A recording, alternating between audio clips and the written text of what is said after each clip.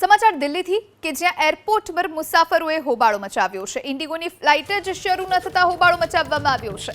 12 કલાક સુધી દિલ્હી વડોદરાની ફ્લાઇટ ન ઉપડતા મુસાફરો રોષે ભરાયા। રોષને પગલે ઇન્ડિગો તરફથી ધુમ્મસનું કારણ જણાવવામાં આવ્યું છે।